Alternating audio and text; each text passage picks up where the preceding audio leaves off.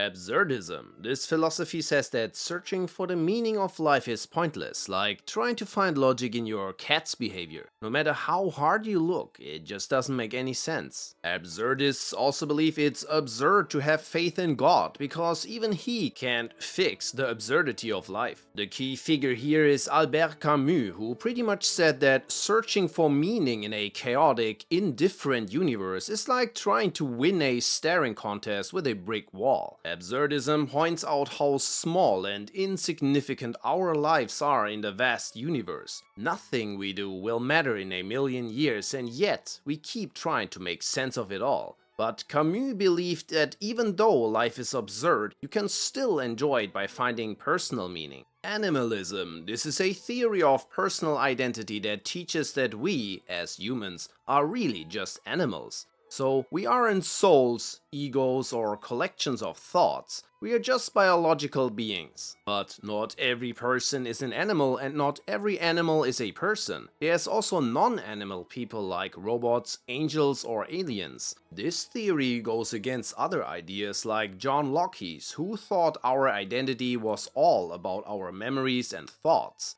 Animalism assumes that if your mind is thinking, then your body must be part of that thinking process. So you're not just a person with thoughts, you're also an animal because your body and mind work together. Antinatalism. This is the belief that having children is morally wrong because no one consents to being born. Antinatalists argue that life inevitably includes suffering and death for all sentient creatures, not just humans. They say there's no way to guarantee happiness, so having kids is like taking a gamble with someone else's potential pain and hardship.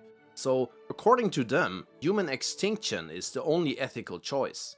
Consequentialism is all about judging right and wrong based on the outcomes of our actions. For example, most people agree that lying is wrong, but if telling a lie would help save a person's life, consequentialism says it's the right thing to do. So if an action leads to a good outcome, it's considered right. But consequentialists think an action is right only if it leads to more good than any other choice you have. Although different types of consequentialists might define good in various ways. Cynicism. This is an ancient Greek philosophy from 400 BC, going back to Antisthenes, a student of Socrates. Cynicism teaches that humans are thinking beings and that the purpose of life and true happiness come from virtue and living in harmony with nature. It emphasizes simplicity and being free from societal expectations. Cynics rejected the typical desires for wealth, power, and fame, often mocking these values in public. Cynicism is like deciding to ditch the fancy restaurant for a picnic with a peanut butter sandwich. Determinism. This is the belief that all events, including our own actions, are ultimately shaped by external causes beyond our control. Some determinists argue that this means individuals lack free will and cannot be held morally accountable for what they do. The doctrine suggests that every decision we make is just the result of a long chain of events, kind of like when you blame that one snack for the entire binge session. It was shaped by Greek philosophers like Heraclitus and later Aristotle. Notable philosophers who have explored this concept include Marcus Aurelius, Omar Khayyam, and Thomas Hobbes. Empiricism. This is the idea that all knowledge comes from what we can see, hear, touch, taste, or smell. It became popular in the 17th century with thinkers like John Locke, George Berkeley, and David Hume. Empiricists believe that to know something for sure, you need real-life experiences and evidence, not just ideas floating around in your head. Think of it this way: if you want to know if a cookie is good, you can't just guess, you have to take a bite. They argue that relying on evidence is better than purely logical thinking because our brains can mess things up through cognitive bias and lead us to wrong conclusions. They even say that some traditions or customs arise due to previous sensory experiences.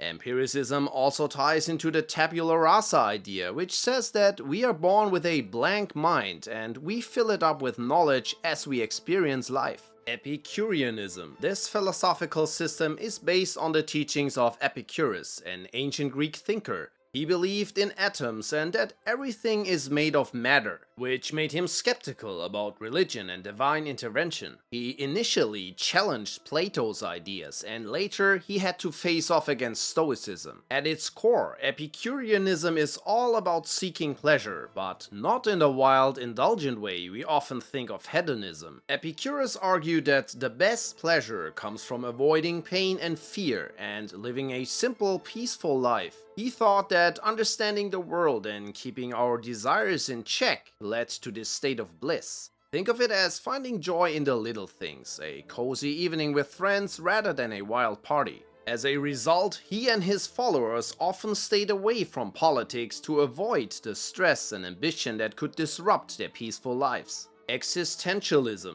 Existentialist thinkers tackle big questions about life, like what gives it meaning, what our purpose is, and what really matters. You know, those moments when you're hit with an existential crisis, feeling anxious or overwhelmed by the chaos of life, that's classic existentialism at work. At its core, it focuses on the individual as a free and responsible being. Each person has the power to shape their own life through their choices and actions. Instead of waiting for a higher power or religion to tell us what's important, existentialists argue that we have to create our own meaning. So existentialists seek meaning despite the chaos, while absurdists recognize that it may not exist at all. Many existentialists think that traditional philosophies are often too abstract and distant from real human experiences. They value authenticity, which is about being true to oneself and one's feelings. Some of the early voices in existentialism include Søren Kierkegaard, Friedrich Nietzsche, and Fyodor Dostoevsky, who all critiqued rational thinking and focused on finding meaning in life. Later on, thinkers like Jean-Paul Sartre and Simone de Beauvoir expanded these ideas.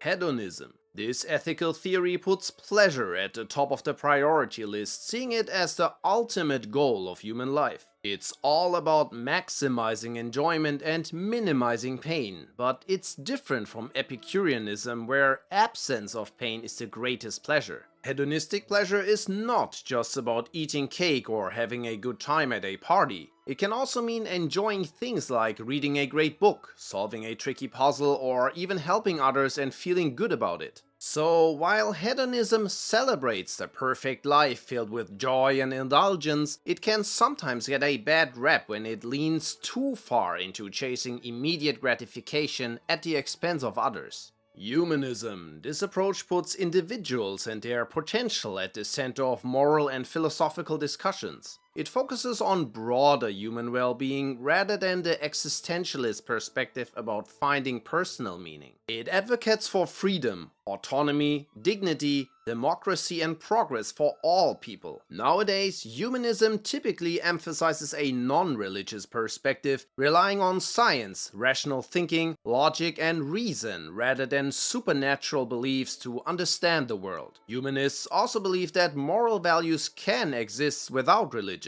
Humanists value each person as unique, regardless of race or social status. The modern foundations of humanism were shaped by philosophers like Immanuel Kant. Idealism. This philosophical idea suggests that reality is all about the mind, spirit, or consciousness. Idealism says that reality works kinda like that. Everything we experience is shaped by our thoughts and ideas, like being the director of your own movie, where everything you see on screen is shaped by your imagination. So the feelings you have about happiness or friendship are just as real as anything you can touch. It's like saying that our thoughts are the paintbrushes that color our reality. There's different types of idealism. In Indian philosophy, especially in Vedanta thought, early ideas of idealism suggest that everything comes from a shared, universal consciousness that connects all of us. Some schools of Mahayana Buddhism also support this idea with their mind-only philosophy. In the West, Plato laid the groundwork with his belief that things like beauty, love, and justice exist as perfect forms in a different dimension, and what we see on Earth is just a shadow of those perfect ideas. Kantianism. This is the system of German philosopher Immanuel Kant. His thought is all about duty and doing what's right based on reason, not emotions or outcomes. For example, saving someone from drowning just because you feel bad for them isn't morally good good in his view. You have to do it because it's the right thing to do. He believed that every action we take is guided by a principle, and that the morality of this action depends on whether it can be applied universally.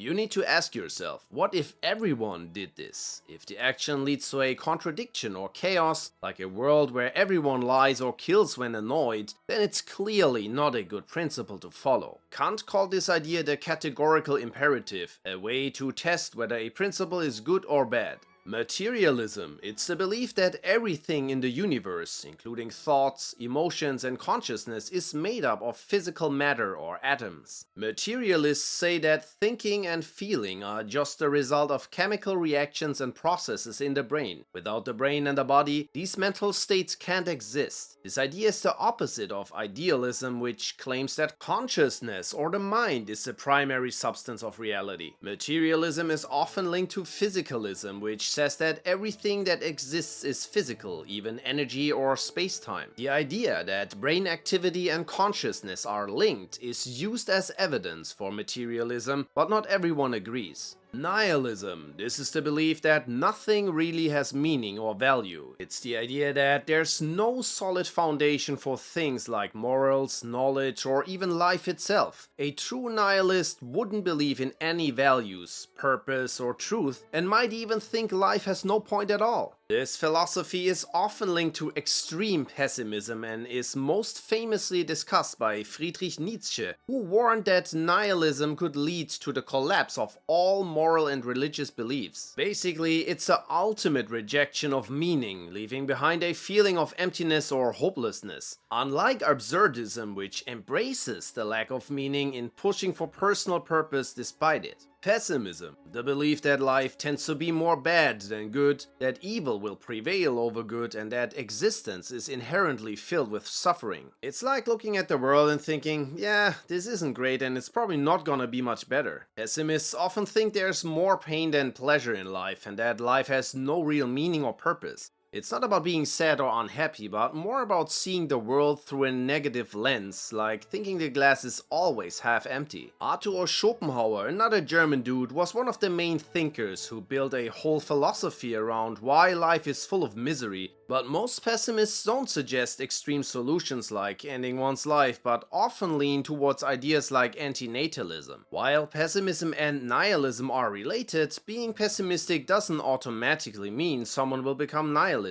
Platonism is all about the ideas of Greek philosopher Plato, who believed in a special realm where abstract things like numbers and concepts exist independently of our physical world. Think of it like a cloud where all these perfect ideas float around, untouched by the messy reality we live in. For example, when you think about the number 2, Platonists believe that 2 isn't just something we made up, it exists as a timeless concept. So while nominalists might say numbers are just words we use, Platonists would argue that they actually exist somewhere in that abstract cloud, separate from our physical stuff. It's like saying that the idea of love exists, even if we can't touch or see it, it's out there, just waiting for us to grab it. Positivism. This philosophical approach says that the only things we can know for sure are those we can prove through science or logic. Basically, it's all about sticking to what we can see, touch or measure, so things like feelings or religious beliefs, not so much. Positivists consider them rather meaningless. The term got popularized by French philosopher Auguste Comte, who believed that society, just like the physical world, follows specific laws we can figure out through observation and reason. So positivism is like the supercharged version of materialism and empiricism. Pragmatism. This philosophy treats language and thought as tools for problem solving and action, rather than just describing reality. It focuses on how useful a belief is in everyday life. Instead of needing a solid foundation for knowledge, it says our understandings are connected to each other. Pragmatists measure truth by how helpful something is. When it comes to science, it looks at how well theories predict outcomes rather than if they are just accurate. Basically, pragmatism is about what works best in real life. Presentism assumes that only things currently happening or existing are real. So if you're a presentist, you believe that the past and future don't actually exist. Only the here and now matter. Imagine you're looking at a photo album. Presentism would argue that the pictures in there don't count as real in the same way that the people right in front of you do. Rationalism is the belief that reason, the mental ability to think, understand, and form judgments logically, is the main way we gain knowledge. Rationalists argue that we can discover certain truths just by thinking, without needing to rely on our senses, experiences, or faith. For example, in math we know that 2 plus 2 equals 4, and rationalists would say this truth doesn't come from seeing or touching, but from logical reasoning. During the Age of Enlightenment, rationalists went head to head with empiricists, who believed that knowledge comes from observing the world around us. Rationalists like Descartes, Spinoza, and Leibniz were confident that some truths and principles from mathematics, metaphysics, logic, or ethics are so fundamental that denying them would just lead to contradictions, and empirical proof was regarded as unnecessary. While empiricists would say, let's look at the data, rationalists would say, no need, we figured it out by thinking, dude. Realism is the belief that things exist independently of our thoughts, knowledge, or perceptions. It says that objects, the physical world, and even concepts like numbers or morals have their own reality, whether or not anyone is thinking about them. Imagine you're wearing a pair of tinted sunglasses. Realism is like saying the world outside is still its true color, even if the glasses make it look different to you. The objects are real and exist as they are, regardless of how we see or interpret them. Realism contrasts with ideas like idealism or solipsism, which suggests that reality is tied to our perceptions or minds. Relativism. This view is like saying what's true or right depends on where you're standing. It's the idea that truth, morality, and even logic can vary between cultures, times, or contexts. There's no universal rulebook, and what's right in one place might be wrong in another, and what's true today might not be tomorrow. Imagine a society where it's considered morally right to prioritize the community over the individual, while in others, individual freedom is seen as the highest good. According to relativism, neither is universally correct. It all depends on the cultural values you're raised with. Skepticism is all about doubting whether we can truly know anything, even things that seem obvious. Unlike everyday skepticism, which might make you question things like horoscopes or paranormal stuff, philosophical skepticism takes it further. It asks questions like, how do I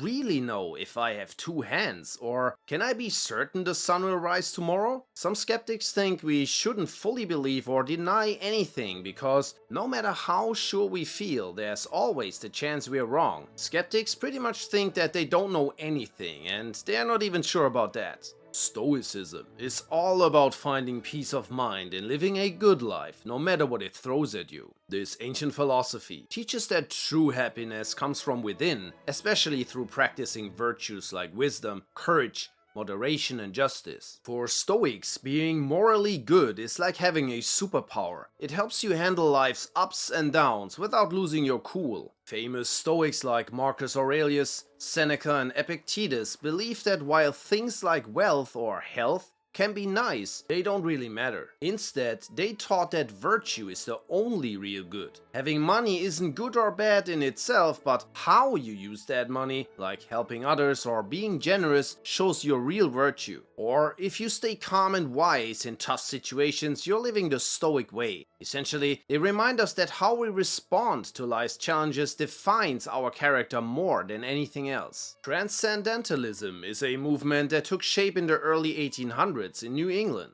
At its heart, it believes that people and nature are inherently good, and that society often messes with this purity. Transcendentalists think individuals shine brightest when they are self-reliant and independent. They believe that you can find something special or divine in the ordinary moments of life, like a walk in the park or a deep thought while drinking coffee. For them, all are connected and part of a bigger picture. Instead of relying on facts and evidence, they trust their intuition to come up with fresh ideas. It's often linked to Unitarianism and was influenced by thinkers like Emanuel Swedenborg and Jakob Böhme. Subscribe for more videos and check out our channel to discover other topics. We got a lot of them.